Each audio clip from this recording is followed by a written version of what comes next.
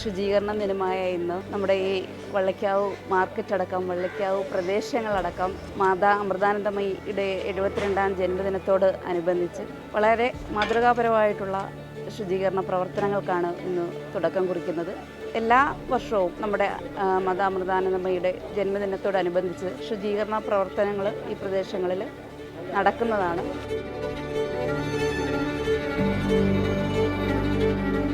ഞങ്ങൾ അമ്മയുടെ മക്കള് ഇവിടെ അറിവ് മാത്രമല്ല നേടാനായിട്ട് സ്കൂളിലേക്ക് പോകുന്നത്, ഇങ്ങനത്തെ കുറെ സാമൂഹിക പ്രവർത്തനങ്ങളും അറിയാൻ കൂടി വേണ്ടിയിട്ടാണ് പോകുന്നത്.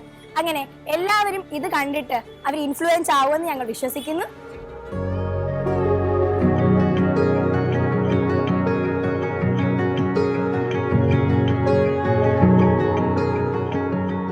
ലോക ശുചീകരണ ദിനമാണ് ഇന്ന്.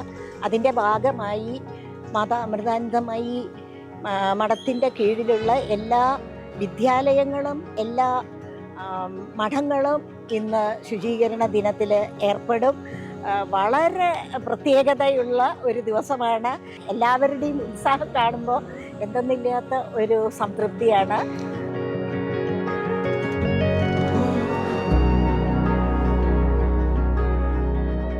അമൃത സ്ഥാപനങ്ങൾ, അമൃത വിശ്വവിദ്യാപീഠം, അമൃത വിദ്യാലയങ്ങൾ, മാതാ അമൃതാനന്ദമയി മഠം, നമ്മുടെ ഭാഗമായിട്ടുള്ള ദേശീയവും അന്തർദേശീയവുമായിട്ടുള്ള എല്ലാ ബ്രാഞ്ചുകളിലും സ്ഥാപനങ്ങളിലും ഇന്ന് വേൾഡ് ക്ലീനപ്പ് ഡേ നാം ഇന്ന് കൊണ്ടാടുകയാണ്.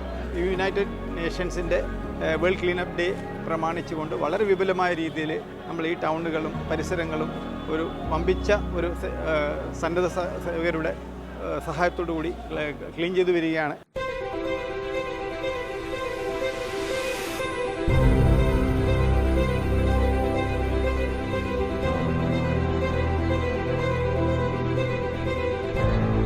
It's really nice for the nature and it's good for cleanliness of the environment, because every day we are seeing that new increase in ozone layer or something like that happening with the environment. We should really encourage of cleanliness of the environment.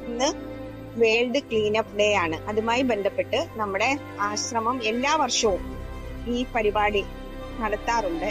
അമ്മയുടെ പിറന്നാളുമായി ബന്ധപ്പെട്ട് ഒരാഴ്ച നീണ്ടു നിൽക്കുന്ന മഹായജ്ഞം നടക്കുകയാണ്.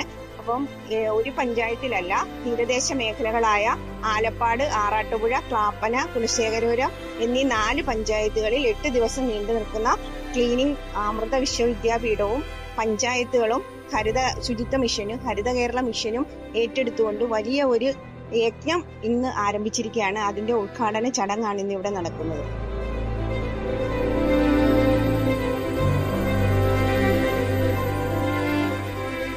I think public awareness is now the next step, where we educate people to not throw any litter. So that will be like the correct way of directing them, so that whatever work we are all been doing now gets noted.